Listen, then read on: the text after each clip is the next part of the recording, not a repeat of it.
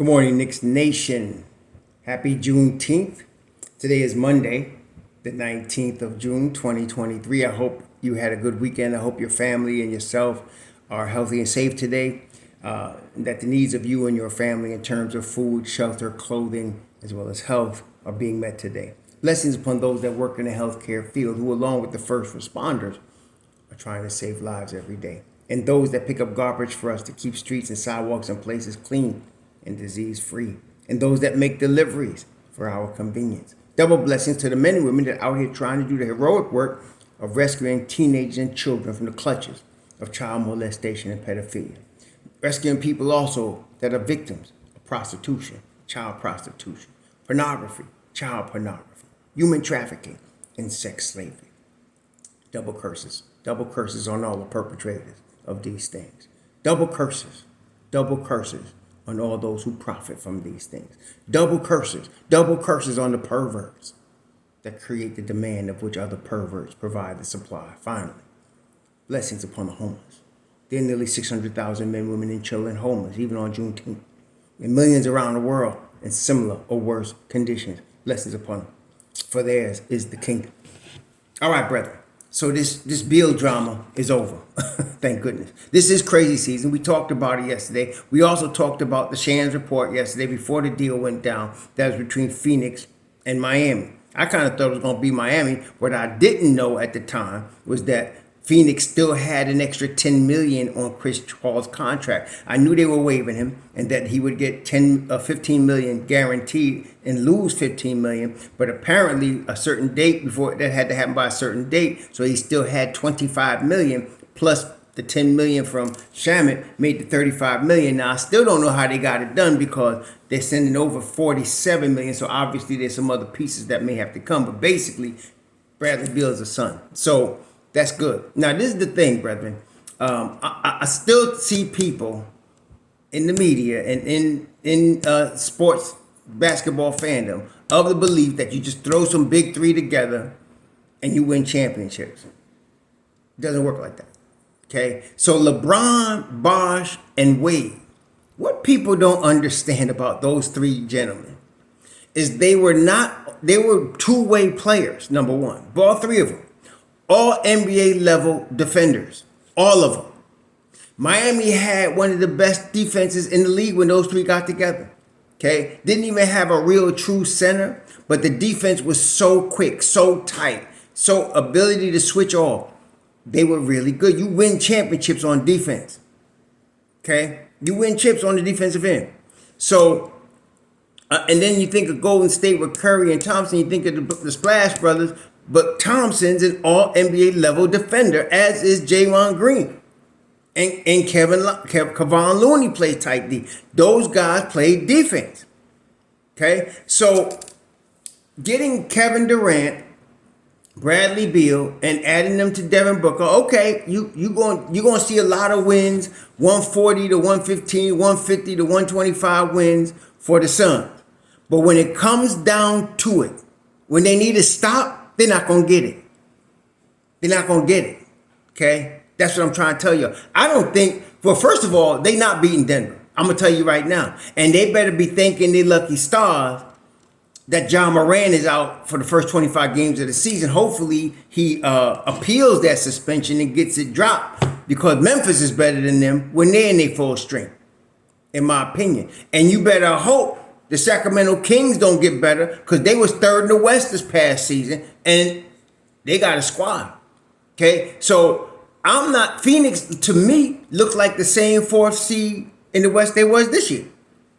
Okay, so I am very glad that the Knicks didn't get caught up in this. And if y'all remember, maybe about, I think it was probably, I gotta find it, but it was a few weeks ago during the course of the playoffs.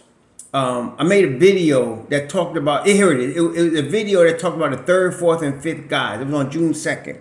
The third, fourth, and fifth guys. What does that mean? You got, a couple of stars, a couple of dudes that carry your team, like Jamal Murray and the Joker, right? But then you had Aaron Gordon. Then you had Michael Porter Jr.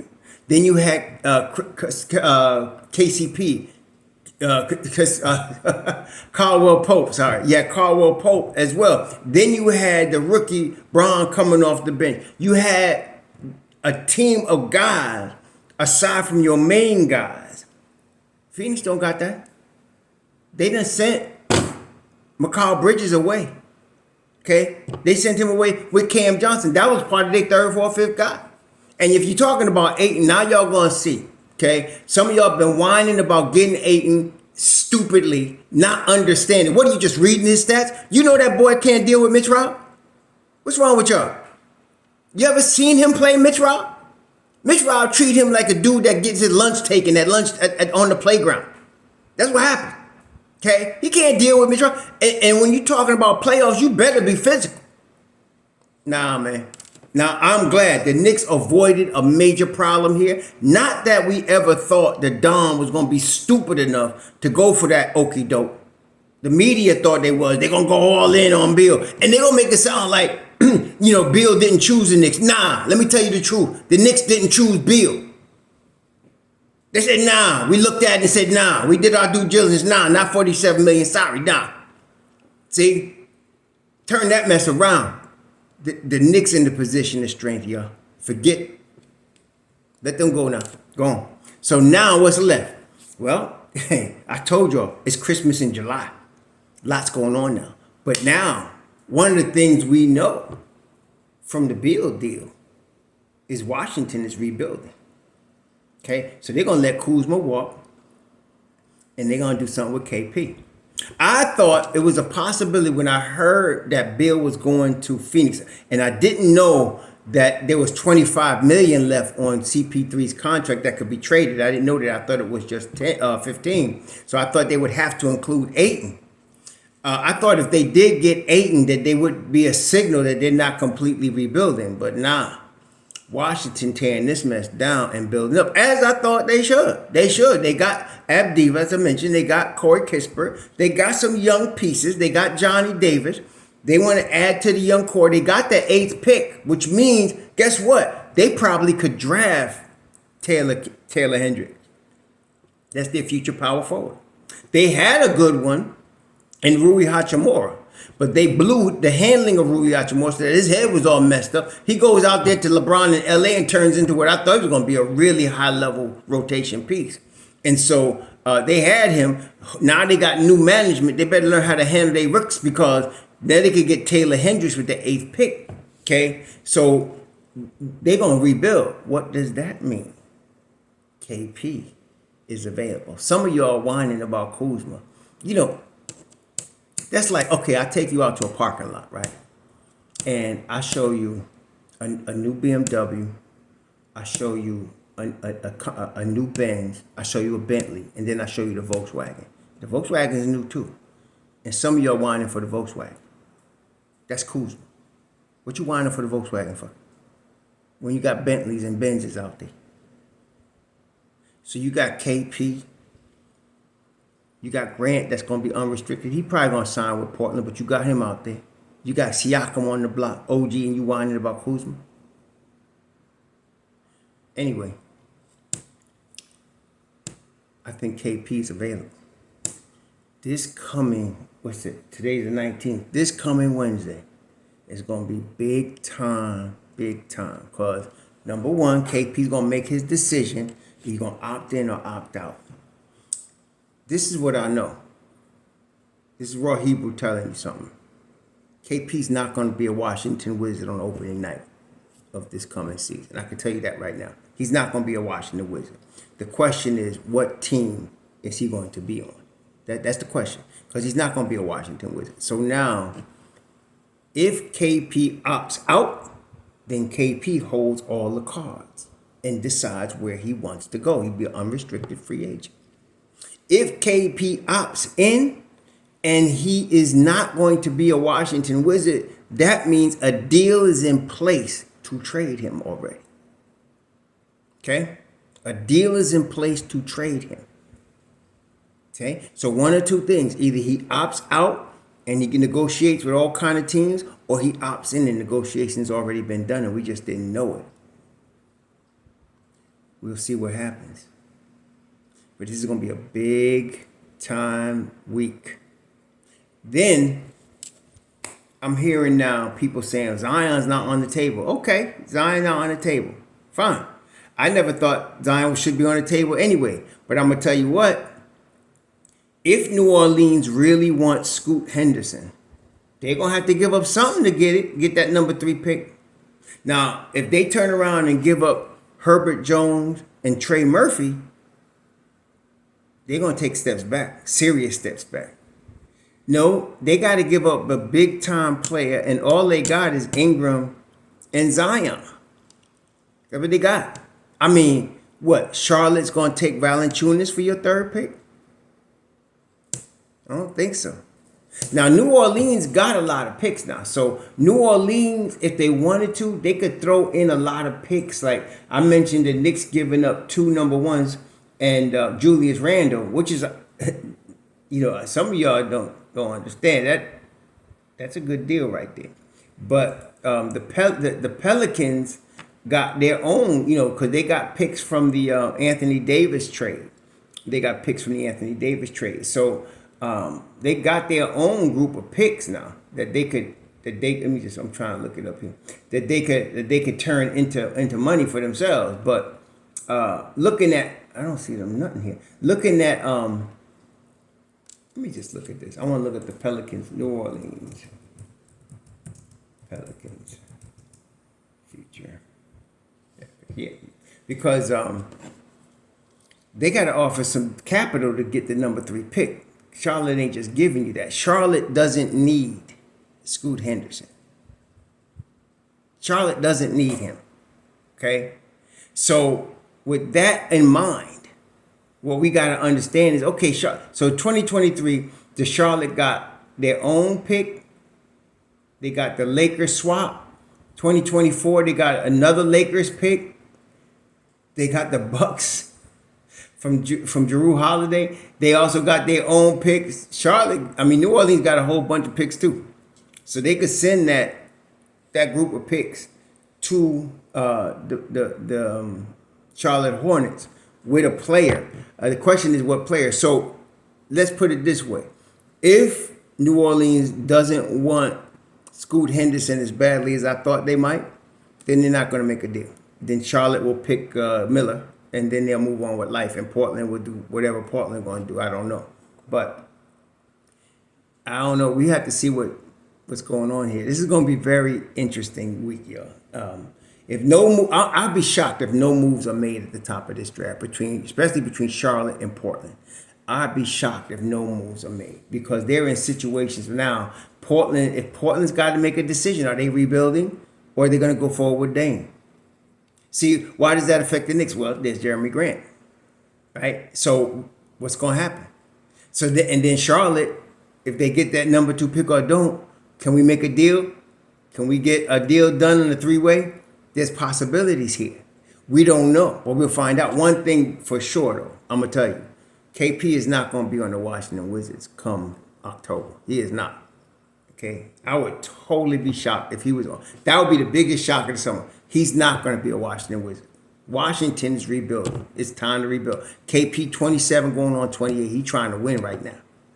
Okay? He can get some money. That's no problem. But he's trying to win right now. Okay?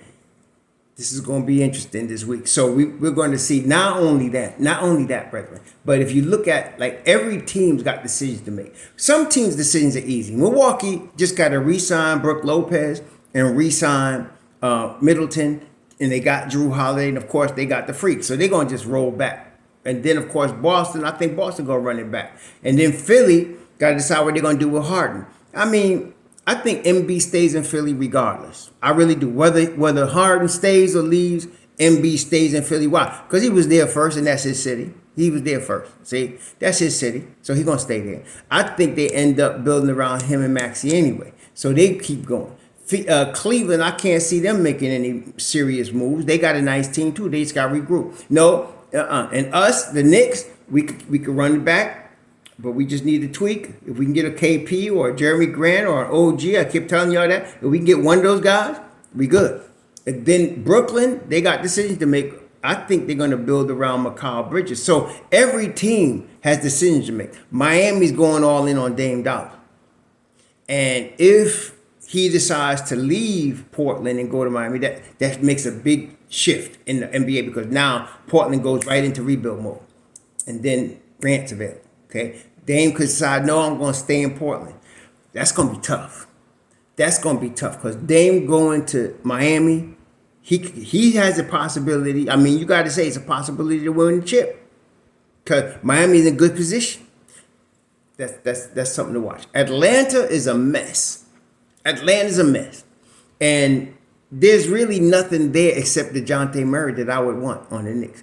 All right. I have to say, I take Onyeka Okongwu also, but Atlanta would be stupid. If you're rebuilding, right, you're not going to give up your prize pick. That's your young prize pick. They'll give up Capella before they give up Onyeka Okongwu, and we don't need Capella either. So we good. And I would only take DeJounte Murray. That's the only guy I'd be interested in talking to Atlanta about. And then you'd have to be giving up R.J. Barrett. Okay? They're not giving up Quentin Grimes, so y'all can stop that tripping. So then Toronto, of course, we talked about OG and Siakam. We don't know. Flair VanVleet acting like he won't get $30 million. I don't know. Well, whatever. That's their problem. But and not only that, I read something very interesting yesterday in Knicks Nation. This was a report. Teams getting tired of dealing with Toronto, because Toronto making every negotiation tough. People had enough of, Masai Ujiri. They had enough of him. So he's going to have to come down off his high horse if he wants to make a deal. There's a possibility there with those two. So we got to see what happens. And then, of course, there's the Zach LaVine situation. I just read a report that the Bulls plan on re-signing 32-year-old Vucevic for 3 years, $65 million. So they must go and run it back. I can't see them re-signing the 32-year-old dude. And they had to, because they gave up a lot of young picks and draft assets to get him, which was stupid. But they did. So now you got to kind of roll with what you got. So you're going to see DeMar DeRozan back there. You're going to probably see LaVine back there. I can't see them. I mean, unless they feel like LaVine wants out. Why would you re-sign Vucevic, 32 years old, you're not going to rebuild with that? I don't know. But I don't think LaVine's going to be as available as we might have thought she was. So I wasn't worried about him anyway. Then there's Indiana, who really should be in rebuild mode with Halliburton and Benedict Mathurin and Nembhard. They should be in rebuild mode. They're going to keep Miles Turner. I think they're re-signing him, but he's not available. So the only guys you got, they would love to have Obi Toppin, but they'd have to give up some stuff. I would like some picks. If they want Obi, I want to have, they got the 7th pick. I don't think they're going to do that. And then they got the 26th and 29th. I'd like those two, please. If you want my Obi Toppin, I'd like those two. Plus, I need something else. I need like Jalen Smith or, the other guy, Jackson from Kentucky. Give me one of them. We might be able to talk. Might. Okay, might. That's that. So then, of course, there's Detroit, who's completely rebuilding, and Bogdanovich is available. Now, Bogdanovich, I'm not sure. He's obviously a shooter. Not a great defender, but he's a definite shooter, high IQ ball player. Somebody that could come off our bench, but we'd have to remove somebody. Again, I don't know who they move. Again, you got to talk about who you're going to move to get a guy. So I don't know who we'd be giving to Detroit or a third team to get Bogdanovich on our squad. I'm not giving them Obi, and you're not giving them IQ either. They got their backcourt is set, so I don't know what you'd be giving up that they would take so that we can put Bogdanovich in the start. I'm not giving them RJ. So I don't know. We're gonna see. That's an interesting one right there. He's a good piece, but I don't think that's something we could get. Forget Denver, forget Memphis, forget Sacramento, except for maybe Harrison Barnes. And I don't know what they're gonna do with Harrison Barnes. He's another solid piece. We talked about Phoenix. I don't want PG-13. I wish y'all would quit mentioning a 34-year-old dude on a $40 million deal that they put on minutes restriction, and he still couldn't get through the playoffs without getting hurt. No, thank you. No, thank you. Golden State Warriors. Now, there's an interesting thing right here. Golden State has a $200 million tax bill. They got a $200 million salaries, and they got a $200 million tax bill. I have no idea what these cats are getting ready to do, except I do know they're getting ready to pay out a lot of money. So if I'm looking, everybody been drooling over Dante DiVincenzo. I got it. He's a solid player. But again, who am I trading? If I had to trade IQ to get KP, then I'm looking maybe at Dante DiVincenzo to step into that role. But we have to see. I don't like it because I want to give Deuce those minutes. But the real guy to me, that's a real cornerstone for them, is Andrew Wiggins. Andrew Wiggins gets $33 million this year. He's on a really nice contract. He's 28. He's in his prime. I don't see them letting him go, though, because he is really quiet as kept. It's really, along with the three of Green, Thompson, and Curry, it's Wiggins. You need him. So if they want to make a run at a chip and they're not tearing it all down, which I don't think they're going to do because of Stephen Curry, they would never tear it all down because of him, because he's the draw. He's a Hall of Famer, multiple-time MVP. He brings the fans to the seats, and believe me, they got to sell some tickets. So Andrew Wiggins, I would count as not available. I would count him as not available because they need him to make a run, to make a serious run. They need him. And part of the reason they couldn't make one this year, in my opinion, is because he missed a lot of games with that personal issue that he was dealing with. I don't know exactly what it was, but, people have speculation. But that's that. Minnesota, a lot of y'all love Nas Reed. I hear you. I'm wondering why we would get him, though. Yeah, Ian Beckley said he has fans in the organization. So what? What are we trading out of the rotation to get Nas Reed? I don't even want to give up Jericho Sims for him. So I don't know what somebody wanted to, where's he going to fit? Oh, unless you had to give up Isaiah Hartenstein to get KP, but then you move in Mitch Rob to the bench. So I'm not understanding what this infatuation is with Nas Reed. There's no spot in the rotation for him. I'm just wondering. I know he's on a cheap contract, and I understand that, but I don't know why people are tripping to get him. I don't get it, because there's nobody in my 9-man rotation I'm getting rid of to give him minutes. Nobody. Okay? Nobody. So I don't know what that's all about. If Minnesota was trading for Julius Randle, and we sent another piece out there with Julius Randle from the 9-man rotation, and we're bringing back Reed with, God forbid, I don't want Cat. And Minnesota got to be out. They would be out of their mind if they sent they wouldn't be sending Anthony Edwards out there anywhere. Anthony Edwards is untouchable, right? Forget that. So it's really Cat, maybe Nas Reed, maybe. I'm not sending Jalen McDaniels either. So I'm keeping him too. So I don't see anything happening there. We talked about New Orleans, Oklahoma City, nah. Dallas, nah. Utah, there is Lauri Markkanen. And I don't know what Ainge is doing. Is he tearing it down? What's he doing? Is he going to try to rebuild on the fly? I don't know.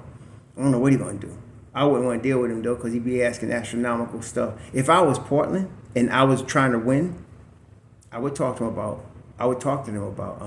Lauri Markkanen. He'd be a perfect fit next to Jeremy Grant. And he'd be a perfect fit. But that's them. Then there's Portland. We talked about Jeremy Grant. Houston, I love Tari Eason. I don't know what Houston going to do. I really don't know what they're going to do.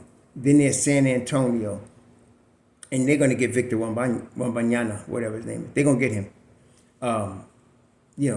Some people say that they may want Fournier because he speaks French. It's kind of dumb. They got a lot of French. Frank Ntilikina speaks French. If they want somebody that's going to be on the team just to speak French, they can get a lot of guys for that. But listen, anybody that wants Evan Fournier, you can have him. If we can get something for him. I like that in the KP deal, though. But I don't know what San Antonio got that we want so bad. Some people tripping about this what's this cat's name? Some people tripping about, what's the boy name? Keldon Johnson. Yeah, Keldon Johnson's all right. I'm saying he's not a bad player. He can play ball. But what we giving up for him? I don't see him as head and shoulders above RJ. So why am I giving up for him? He's young. He's nice. But are you trading RJ for him? Is that going to move us up? He's nice. But they got a core with him, Sohan, and Devin Vassell. They need a 5, which they getting ready to draft. So no, they good and we good. No, I don't see anything there. So really, we're still back to the same group of guys we've been talking about: KP, Siakam, OG, Jeremy Grant. Mikal Bridges is probably off the table. So I don't know. Forget Jaylen Browns. The Celtics going. I told y'all when the Celtics got to the Eastern Conference Finals, they were going to re-sign Jaylen Brown. That's it, and they're going to. So that's over.